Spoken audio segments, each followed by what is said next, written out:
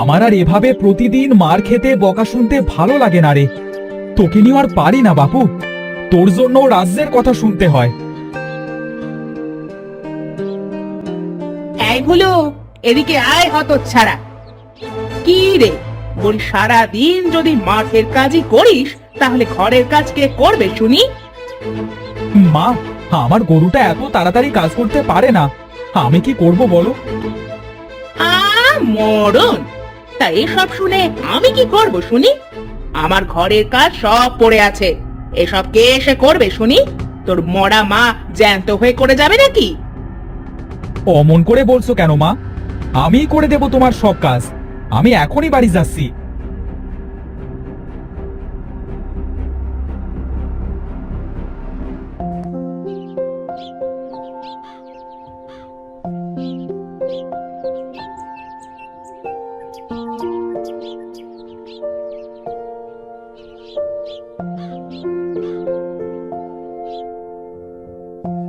কিরে মিলু, কি করিস?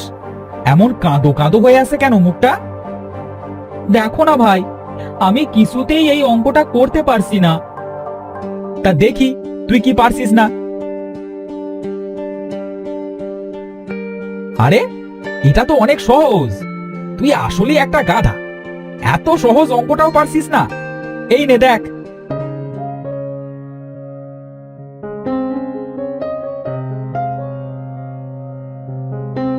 ও মা, হয়ে গেল! তুমি কত সহজে করে ফেললে গো। সবাই ঠিকই বলে আমি বোকা, কিন্তু তুমি অনেক চালাক আর বুদ্ধিমান ভাই। কি রে, এখানে বসে বকবক করছিস কেন? কাজ শেষ করলি? তোকে না বলেছিলাম ধানগুলো গোয়াল ঘরের ওপরের চালায় রোদে দিতে? কি সুন্দর রোদ উঠেছে। এক্ষুনি দিচ্ছি মা।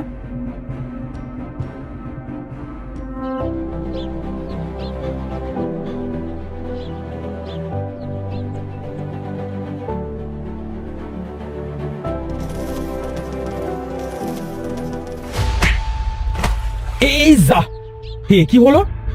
ধানগুলো সব জলে পড়ে ভিজে গেল যে। এবার কি হবে? মা তো আমায় মেরেই ফেলবে। হায় হায় রে, এ কি করলি তুই হতচ্ছাড়া? হতভাগা সর্বনেশে!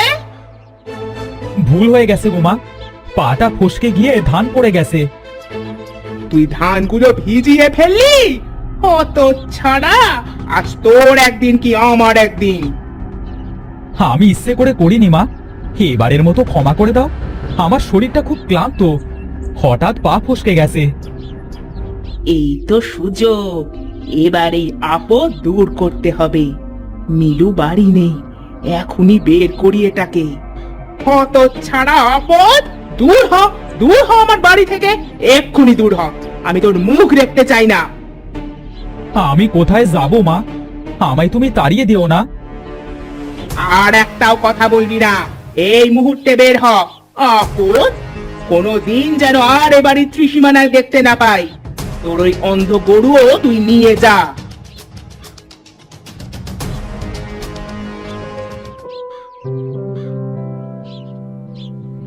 ও মা, মা, ও মা, কোথায় গেলে তুমি?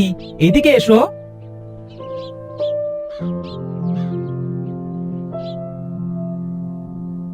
কি হয়েছে রে, এমন হাঁপিয়ে ডাকছিস কেন? ভাইকে তো খুঁজে পাচ্ছি না। ভাই কোথায় মা, তুমি কি জানো? ওই হতচ্ছাড়া আপদকে আমি দূর করে দিয়েছি। কেন করলে তুমি এমন মা? আপদ গেছে, ভালোই হয়েছে। এখন আয়, খেয়ে নে। তুমি আমার ভাইকে বের করে দিয়েছো? তুমি খুব খারাপ। তুমিই থাকো তোমার বাড়িতে, আমিও থাকবো না। যাস নে বাবা, আমায় ছেড়ে যাস নে।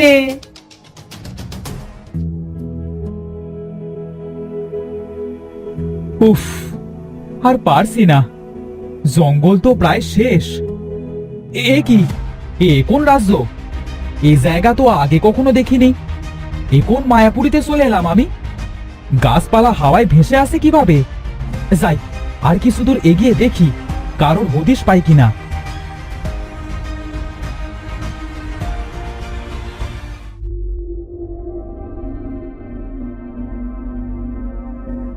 ওই যে একটা গুহা দেখা যাচ্ছে না? হ্যাঁ, যাই ওটার ভিতরেই বিশ্রাম নিয়ে গিয়ে। আর যে পারছি না, যাই যাই গুহার ভিতরে যাই।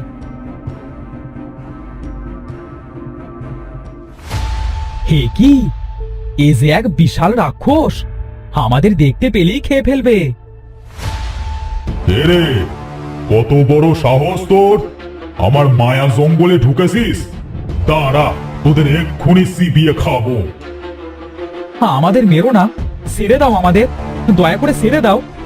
আমরা এই মায়াপুরীতে জঙ্গলের পথ দিয়ে চলে এসেছি, আমাদের মেরো না। কেন এসেছিস এখানে? আমার সৎমা আমাকে বাড়ি থেকে বের করে দিয়েছে, তাই আমি আমার অন্ধ গুরুকে নিয়ে জঙ্গলের পথ দিয়ে তোমার এই রাজ্যে এসে পড়েছি। ও মাগো, মরে গেলাম গো ব্যথায়। ওরে বাবা রে! এ কি, তুমি কাঁদছো কেন রাক্ষস মামা? আমার পায়ে কি যেন একটা ফুটেছে, বুঝলি? দেখতেও পাচ্ছি না। আহারে, তোমার বুঝি খুব কষ্ট হচ্ছে? আমি তো ছোট, আমি দেখছি তোমার পায়ে কি ফুটলো।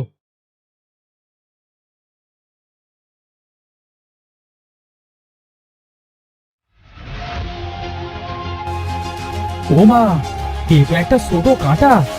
দাঁড়াও, এক্ষুনি বের করে দিচ্ছি।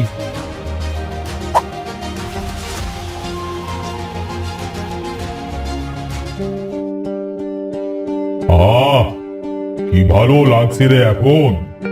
কি ব্যথা পাচ্ছিলাম এত সময় ধরে।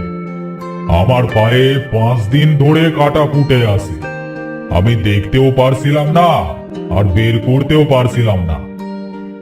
তুমি কষ্ট পাচ্ছিলে, তাই তো তোমার কাঁটা বের করে দিলাম মামা। মামা?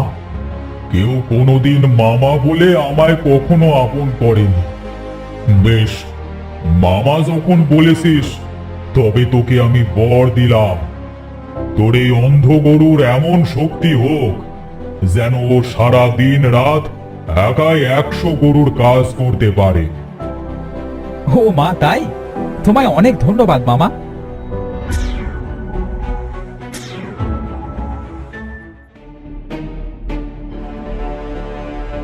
বাবা বাবা, কি হয়েছে জানো? জঙ্গলের মাঝে এক ছেলে পথ হারিয়েছে, কান্না করছে। সে কি, ছেলেটা তোকে দেখে ভয় পেয়েছে নাকি? হ্যাঁ বাবা, অনেক ভয় পেয়েছে। ভয়ে একেবারে কাঁসুমাসু হয়ে গেছে। বারবার বলছে, আমি ভাইয়ের কাছে যাব, আমি ভাইয়ের কাছে যাব। এটা নিশ্চয়ই আমার ভাই, আমাকে না পেয়ে আমার পিছু পিছু এখানে চলে এসেছে। ও মামা, তুমি আমায় একবার নিয়ে চলো না গো ভাইয়ের কাছে। এটা কে বাবা? সব যেতে যেতে বলছি, আগে চলো ওকে আর ওর গরুকে সেই ছেলের কাছে নিয়ে যায়।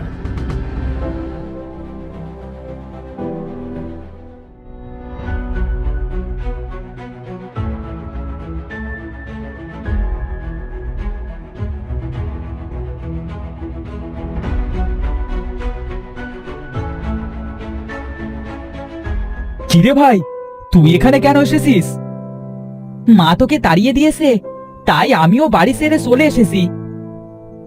ভাই, এখন আমরা কোথায় যাব? আমাদের তো যাওয়ার কোনো জায়গা নেই। আমরা কতদিন এইভাবে জঙ্গলের মাঝে থাকবো? সেটাই তো, আমরা এখন কি করব? এভাবে তো আমরা না খেতে পেয়ে মরবো। না না, আমি থাকতে তোমরা মরবে কেন? আমি তোমাদের একটা রাজ্যের খোঁজ দিতে পারি। সেখানে তোমরা অনেক সুখে শান্তিতে থাকবে। বলো বলো, কিসের রাজ্য? বরফের রাজ্য। সেখানে তোমরা বরফের রাজার কাছে অনেক ভালো থাকবে। আমাদের সেখানে নিয়ে চলো, চলো আমরা সবাই সেখানে যাই। না না, সেখানে আমার যাওয়ার অনুমতি নেই। আমি শুধুই পথ বলে দিতে পারি। বলো আমাদের, আমরা কিভাবে যাব সেখানে? আমার এ রাজ্যের শেষ সীমানায় যে ঈশান কোণ বরাবর 1 মাইল হেঁটে গেলেই দেখতে পাবে বিশাল সেই হিমালয় বরফের রাজ্য। সেখানে গিয়ে বরফের রাজার কাছে যেতে হবে।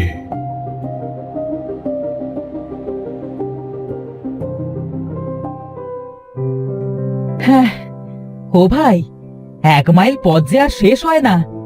আর কত দূর? এই তো ভাই, আর বেশি দূর পথ বাকি নেই আমাদের। ভাই রে, যত দূর এগিয়ে যাচ্ছি ততই তো ঠান্ডা বাড়ছে। এ ঠান্ডা যে আর সহ্য করতে পারছি না। আর একটু কষ্ট কর ভাই আমার। এই তো আমরা প্রায় পৌঁছে গেছি। তুই এক কাজ কর, আমার গরুটার পিঠে চড়। এত দূর হেঁটে যেতে পারবি না। আচ্ছা বেশ।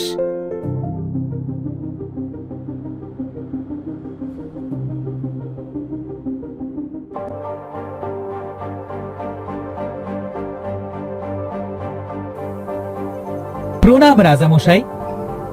কে তোমরা? আমার রাজ্যে কিভাবে এসেছো? আমরা অনেক দূর থেকে এসেছি, সেই রাক্ষস রাজ্য পার করে এখানে এসেছি। তা তোমরা এখানে কি চাও? আমাদের যাওয়ার কোনো জায়গা নেই, আপনার কাছে আশ্রয় চাই। তা আমার রাজ্যে থাকতে পারবে তো? সাধারণ মানুষ কিন্তু পারে না। আর থাকতে গেলে তোমাদের একটা পরীক্ষা দিতে হবে। এই পরীক্ষায় উত্তীর্ণ হতে পারলেই তোমরা আমার রাজ্যে থাকতে পারবে। জি বলুন রাজামশাই, কি পরীক্ষা? আমরা সব পরীক্ষা দিতেই রাজি আছি। আমার রাজ্যের সব চাষের জমি তোমাকে একা চাষ করতে হবে।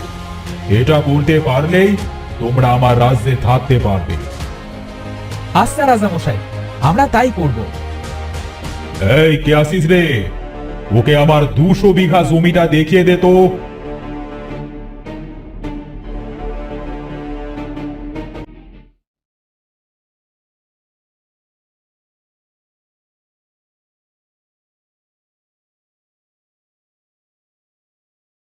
ভাই, তুই এ কাজ কিভাবে করলি? চিন্তা নেই, রাক্ষস আমার গরুকে বর দিয়েছে, ভুলে গেছিস? তাই তো, আমি তো ভুলেই গিয়েছিলাম। বেশ, চল এখন থেকেই কাজ শুরু করি।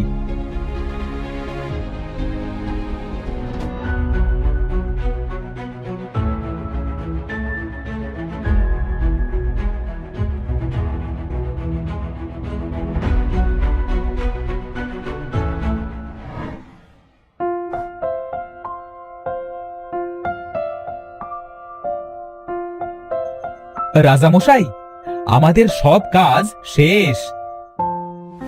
কি? এখন তো মাত্র 20 দিন হলো, এর মাঝে সব কাজ শেষ? হ্যাঁ রাজামশাই। না, আমি বিশ্বাস করি না। আমি নিজে যাব।